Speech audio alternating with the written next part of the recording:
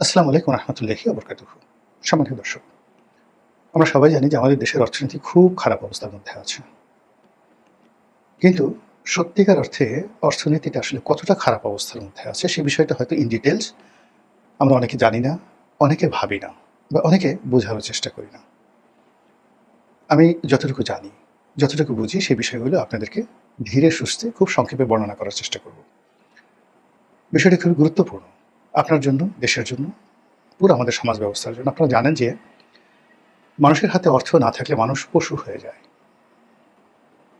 দরিদ্র মানুষের ঈমান নষ্ট হয়ে যায়। অভাবের তাড়নায় মানুষ সবকিছু করে। নিজের স্ত্রীকে বিক্রি করে, সন্তানকে বিক্রি করে, নিজের কিডনি, হার্টের বাল্ব, রক্ত থেকে শুরু করে এমনকি জীবনটা পর্যন্ত বিক্রি করে দেয়। এই হলো অর্থ।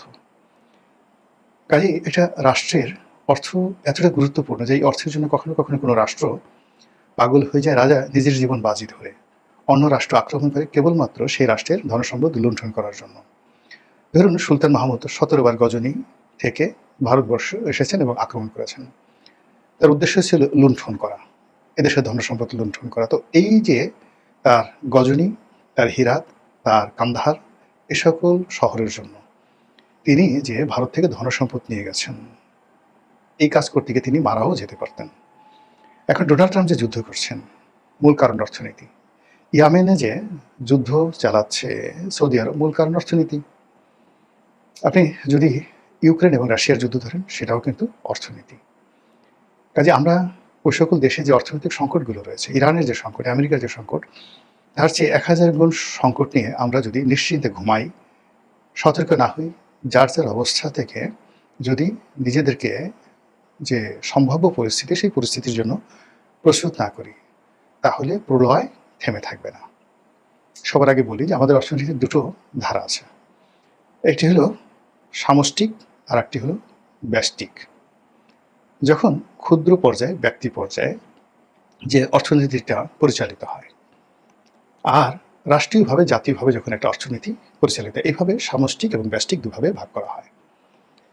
এরপর আরেকটা ভাগ আছে, যেমন মাইক্রো ইকোনমি, মানে গ্রামের একেবারে প্রান্তিক জনগোষ্ঠী, ধরুন যারা ভিক্ষা করছে, ঘর ঝাড়ু দিচ্ছে, এমনকি ছিনতাই করছে, চুরি ডাকাতি করছে, প্রান্তিক পর্যায়ের, মানে এনি সেটা অপরাধ হোক, যে কোনোভাবে হোক, অর্থনীতির যে কোনো কর্মকাণ্ড, ওটাকে আপনি মাইক্রো ইকোনমির মধ্যে ধরতে পারেন। আরেকটা হলো কর্পোরেট ইকোনমি। বড় বড় শিল্প গ্রুপগুলো যারা একটা কর্পোরেট কালচার গড়ে তুলেছে, তারা যে অর্থনীতিটা নিয়ন্ত্রণ করে সেটাকে বলা হয় কর্পোরেট অর্থনীতি। আরেকটা হলো ন্যাশনাল ইকোনমি, জাতীয় অর্থনীতি। সেই জাতীয় অর্থনীতি যেটাকে আপনি জিডিপি বলেন, জিএনপি বলেন, গ্রস ন্যাশনাল প্রোডাক্ট বলেন, বা জিডিপি যেটা বলেন, বা একেবারে ন্যাশনাল কনজিউম, আমরা যেটা খাই, ভোক্তা, এগুলো সবই জাতীয়ের মধ্যে পড়ে। আর একটা হলো রাষ্ট্রীয় অর্থনীতি, মানে সরকারের অর্থনীতি, রাষ্ট্রের অর্থনীতি, এগুলো মোটামুটি ভাগ। এখন একটা দেশে যখন অনেকগুলো অর্থনীতি এভাবে ধরেন, আবার সেগুলো যদি আপনি সাব সেক্টর করেন, কৃষি করেন, কুটির শিল্প করেন, বৃহৎ শিল্প করেন, ট্রেড অ্যান্ড কমার্স করেন, মানে এরকম অন্ততপক্ষে আপনি অর্থনীতিকে ১০০টা ভাগ করতে পারেন, যে সূত্র থেকে আমরা টাকা পাই, রাষ্ট্র টাকা পায়, দেশ চলে, বিদেশ চলে, আমরা বৈদেশিক ঋণ মানে পরিশোধ করি এবং বিদেশ থেকে ঋণ পাই, ওইগুলোর মানে। এখন এই জায়গাগুলোতে আমরা আসলে কেমন আছি? অ্যাজ এ হোল আপনি যদি ধরেন একেবারে মাইক্রো লেভেলে প্রান্তিক জনগোষ্ঠী, এই গত ২ বছরে বাংলাদেশে কত হাজার শিল্প কলকারখানা বন্ধ হয়েছে, এবং এটা কতটা ভাইরাস আকারে ছড়িয়ে পড়েছে। আপনি প্রতিটি শিল্প কলকারখানা এলাকাতে যদি যান, আপনি দেখবেন রীতিমতো কান্নার রোল। অলমোস্ট প্রতি মাসে ২-৪টে করে শিল্প কলকারখানা বন্ধ হচ্ছে। ২০০, ৫০০, ৫,০০০, ৬,০০০, ১০,০০০ লোক কর্মহীন হয়ে পড়ছে। এর সঙ্গে বিদ্যুৎ বিভাগ জড়িত, মানে বাড়িওয়ালা জড়িত, বস্তির মালিক জড়িত, পাড়া মহল্লার দোকানদার জড়িত, ওয়ার্কার জড়িত, সব জায়গাতে রীতিমতো কান্নার রোল। যেমন ধরুন আপনি বাড়ি সাভারে, গাজীপুরে। এখন সেখানে আপনার একটা বাড়ি আছে বা আপনি থাকেন, আপনি গার্মেন্টস ওয়ার্কারদের ভাড়া দেন, অথবা আপনার বাসার কাজকর্ম করার জন্য যে মেয়েটা কাজ করছে, তো এখন সেই মেয়েটা আপনি গিয়ে দেখবেন গত কয়েক মাসে কত হাজার এই কর্মী, মানে তারা চাকরি হারিয়েছে। ফলে ওখানে যারা বাড়ি ভাড়া দিয়ে জীবন পরিচালনা করেন, তাদের অবস্থা শেষ। ওখানে পল্লী বিদ্যুৎ এই যে এখন পল্লী বিদ্যুৎ আমরা যে বিদ্যুতের উৎপাদন করতে পারছি না, এর কারণ হলো পল্লী বিদ্যুৎ হাজার হাজার কোটি টাকা বকেয়া পড়ে গেছে বিভিন্ন শিল্প কলকারখানার কাছে, তারা সেই টাকা দিতে পারছে না। জরিমানা হচ্ছে, ওইটা হচ্ছে, হোয়াট এভার, মামলা হবে, মোকদ্দমা হবে, কিন্তু টাকাই তো দিতে পারছে না। ব্যাংকগুলো দেলীয় হয়ে যাচ্ছে কেন? বিকজ ব্যাংক যে লোন দিয়েছিল সেই লোন সে রিপে করতে পারছে না। যে করবে সে মনের দুঃখে কখনো মরে যাচ্ছে, পাগল হয়ে যাচ্ছে, হার্ট কিডনি নষ্ট হয়ে যাচ্ছে, শেষ সম্বল বিক্রি করে যারা বেশি বড় তার দেশের বাইরে চলে যাচ্ছে, আর বাংলাদেশে যারা আছে তারা রুগ্ন শূন্য হয়ে পড়ছে। এর ফলে কি হলো, প্রান্তিক লেভেল, মধ্যবিত্ত, এখন তো আমাদের মধ্যবিত্ত যারা শ্রেণী আছে তারা বলতে গেলে হারিয়ে যাচ্ছে। উচ্চবিত্ত শ্রেণী রীতিমতো ভিক্ষুকে পরিণত হয়েছে। ফলে সরকার যে সকল সেক্টর থেকে রেভিনিউ কালেকশন করে, আমদানি থেকে, রপ্তানি থেকে, ভূমি ব্যবস্থা থেকে, বাৎসরিক যে আয়কর থেকে, ইনকাম থেকে, এরপর সরকার আরও কিছু সেবা দেয়, সেই সেবার মাধ্যমে তারা যে রেভিনিউটা আর্ন করে, সেই রেভিনিউটা গত 2 বছরে শেখ হাসিনার জমানার চাইতে কাগজে কলমে আমার ধারণা অর্ধেকে নেমে আসছে। আবার অন্যদিকে গত 2 বছর বা 3 বছরে সরকারের যে ব্যয়, সেই ব্যয়টা 1.5 গুণ থেকে দ্বিগুণ হয়ে যাচ্ছে। বৈদেশিক ঋণের চাপ ক্রমশ বেড়ে যাচ্ছে, মানুষের ক্রয় ক্ষমতা কমে যাচ্ছে, জনগণের যে আমানত, সেই আমানতটা তারা সরকারি বন্ডে, ট্রেজারি বন্ডে, ডাকঘর সঞ্চয় ব্যাংকে, বিভিন্ন শিডিউল বা কমার্শিয়াল ব্যাংকে, বিভিন্ন প্রকল্পের মাধ্যমে তারা সেই টাকাটা রাখে। এখানে যে কি পরিমাণ ধস নেমেছে, অনেকগুলো ব্যাংক না হলেও 3 থেকে 4 লক্ষ কোটি টাকার আমানত তারা ফেরত দিতে পারছে না, সুদ দিতে পারছে না, মুনাফা দিতে পারছে না, আসল টাকা দিতে পারছে না, এবং অনেক মানুষ তার জীবনের শেষ সম্বল, এমনকি দেখা গেল যে প্রাইভেট ব্যাংক থেকে সে সরকারি সঞ্চয়পত্র কিনেছে, সেই সরকারি সঞ্চয়পত্রের যে ভাঙাবে বা সেই সুদটা নেবে, এটাও পারছে না প্রাইভেট ব্যাংকের ওই দেউলিয়ত্বে পড়ার কারণে। ফলে একটা বিশাল শ্রেণী, অর্থাৎ 2 থেকে 3 লক্ষ কোটি টাকা যারা আমানত রেখেছে তাদের অবস্থা চিন্তা করেন, এখন নির্ঘুম তারা দিন কাটাচ্ছে। সরকারের যে বড় বড় কয়েকটা ব্যাংক আছে, একমাত্র সোনালী ব্যাংক ছাড়া, রূপালী, জনতা, অগ্রণী, এর মধ্যে জনতা ব্যাংক সবচেয়ে খারাপ অবস্থার মধ্যে আছে। সরকার এগুলোকে বাঁচিয়ে রেখেছে সাবসিডিজ দিয়ে, কিন্তু আপনি কতদিন? এই নতুন সরকার আসছে, বারবার ট্রেড অ্যান্ড কমার্স করে জনগণের উপর করের বোঝা চাপিয়ে আয় বাড়ানোর চেষ্টা করছে, কিন্তু এটা হয়তো 1 মাস, 2 মাস, 3 মাস, কিন্তু একটা জেনারেল যে ইনকাম গ্রোথ হবে, সেই ইনকাম গ্রোথের কোনো ব্যবস্থা বাংলাদেশে নেই। ফলে কি হলো, সরকার রীতিমতো পাগল হয়ে যাচ্ছে বা আরও পাগল হবে টাকার জন্য।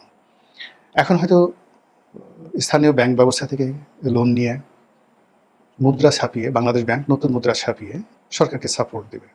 এর ফলে মূল্যস্ফীতি বাড়বে, মুদ্রাস্ফীতি বাড়বে, টাকার মূল্য কমে যাবে। যে সকল দেশে মানে এইভাবে টাকা, যেমন ইরানে এই ঘটনাটা ঘটেছে যুদ্ধের আগে, যে সেখানে দেখা গেল যে এর আগে কোরিয়াতে হয়েছিল, ব্যাংককে হয়েছিল, সিঙ্গাপুর হয়েছিল, এরকম যখন মূল্যস্ফীতি হয় এবং মুদ্রাস্ফীতি হয়, অর্থাৎ জিনিসপত্রের দাম বেড়ে যায় আর টাকার ভ্যালু কমে যায়, তখন আজকে একটা ইলিশ মাছ আপনি ধরুন, গত বছর যে ইলিশ মাছ আপনি কিনেছেন, 1 কেজি ওজনের একটা ইলিশ মাছ 1700 টাকা করে, গত বছর 2025 সনে। 26 সনে এসে এখন 1 কেজি ওজনের একটা ইলিশ মাছ কিনতে আপনাকে 3000 টাকা লাগছে, তাও আপনি পাচ্ছেন না। What does it means? যে আপনার টাকা মূল্য অর্ধেক হয়ে গেছে। 2 নম্বর হলো যে গত বছর যে কজন মানুষ ইলিশ মাছ খেতে পারতো, এই বছর সেটা পারছে না। তো এই যে মানুষের কনজিউম কমে যাচ্ছে, মানুষ কম খেতে পারছে, ফলে তার চিন্তা কমে যাচ্ছে, শ্রমশক্তি কমে যাচ্ছে, স্বপ্ন কমে যাচ্ছে এবং বিনিয়োগ কমে যাচ্ছে। গত একটা বছরে আমি নিজে অন্ততপক্ষে 20 থেকে 25 জন যারা আমার সঙ্গে ব্যবসা বাণিজ্যে সম্পৃক্ত, যাদেরকে আমি গত 10 বছর যাবৎ চিনি, কখনোই তারা লেনদেনে এদিক ওদিক করেনি। সেই মানুষগুলো এখন পালিয়ে বেড়াচ্ছে, টাকা দিতে পারছে না, যে যার অবস্থানে রীতিমতো দেউলিয়া হয়ে পড়েছে। ঢাকা শহরে যারা বাড়ি ভাড়া দিয়ে খান, তারা বুঝতে পারছেন যে কত ধানে কত চাল। অন্যদিকে যারা বাড়ি ভাড়া দিয়ে থাকেন, তারাও বুঝতে পারছেন যে কত ধানে কত চাল। সব মিলিয়ে সরকারের যে অর্থনীতি, সেই অর্থনীতির জায়গাটা অনেকটা বলতে গেলে ছক্কা ছয়ফুরের মতো হয়ে গেছে। ছক্কা ছয়ফুরকে আপনাদের সবাই ছিলেন, সিলেটের সেই প্রেসিডেন্ট সাহেব, যে কোনো নির্বাচন এলে তিনি দাঁড়াতেন এবং সবার শেষে একেবারে সিলেট সদর যে উপজেলা, সেই উপজেলার চেয়ারম্যান তিনি জনগণ রাগ করে দিয়ে দিল। তিনি মূলত একজন ঠেলা গাড়ি, তার 2টো ঠেলা গাড়ি ছিল, সেই ঠেলা গাড়ি তিনি ভাড়া দিয়ে চালাতেন এবং মজার মজার কথাবার্তা বলতেন, কিন্তু কাজের কাজ, মানে এখন এই যুগে আমরা যাদেরকে নিয়ে ট্রল করি, ওইরকমই একজন, এখন যেমন 10 জন ট্রল করা ব্যক্তি আছে, ওই সময়টাতে সারা বাংলাদেশে হয়তো ছক্কা সাইফুর একজন ছিলেন। এখন আমাদের টোটাল অর্থনীতিটা ঠিক ওইরকম একটা ছক্কা সাইফুর পর্যায়ে চলে গেছে। আমাদেরকে ওয়ার্ল্ড ব্যাংক, IMF তারা ঋণ দিতে চাচ্ছে না। আবার ওদিকে IMF ওয়ার্ল্ড ব্যাংক আগের সরকারের আমলে আমরা যে একটা মধ্যবিত্ত রাষ্ট্র, মিডল ইনকাম জেনারেটিং কান্ট্রিতে পরিণত হয়ে যাচ্ছিলাম।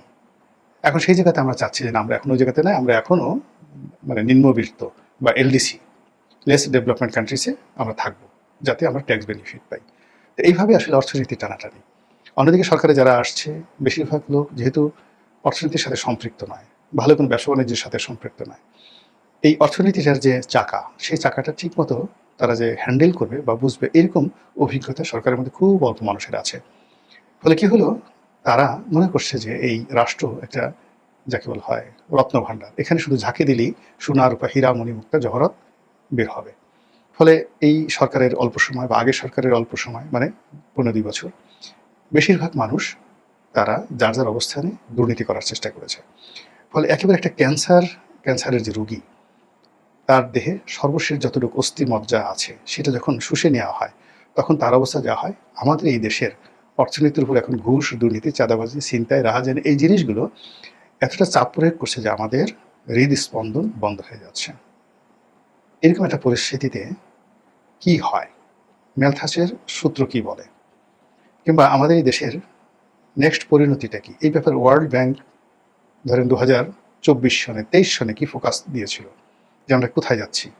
মনে আছে যে স্বয়ং প্রধানমন্ত্রী, সাবেক প্রধানমন্ত্রী শেখ হাসিনা বলেছিলেন যে আমরা একটা দুর্ভিক্ষের মুখোমুখি হতে চলেছি। এটা 2024 সনে তিনি জানুয়ারি ফেব্রুয়ারি মাসে এই কথা বলেছিলেন। এর কারণ হলো 2023 সনে এরকম একটা দুর্ভিক্ষের ব্যাপারে কিন্তু ফোকাস করা হয়েছিল। আর যখন দুর্ভিক্ষ হয় তখন সেখানে সামাজিক অপরাধ মারাত্মকভাবে বেড়ে যায়, আরও হাজার রকম সমস্যা বেড়ে যায়। তো সেই সমস্যাগুলো এখন চারিদিক থেকে যেভাবে কিলবিল করছে, আর ঠিক সেই সময়টাতে আমরা রাষ্ট্রপতি কে হবেন এটা নিয়ে মাথা ঘামাচ্ছি। জুলাই যোদ্ধারা কি ভাতা পাবেন, মানে আর জুলাই জাদুঘরে কার মূর্তি দেওয়া হলো, কার মূর্তি দেওয়া হলো না, কার মূর্তি নামানো হবে, কার মূর্তি উঠানো হবে, এই বিষয়গুলো নিয়ে আমরা ফাইট করছি। মহান আল্লাহ আমাদের সবাইকে হেদায়েত দান করুন এবং হেফাজত করুন। আসসালামু আলাইকুম ওয়া রাহমাতুল্লাহি ওয়া বারাকাতুহু।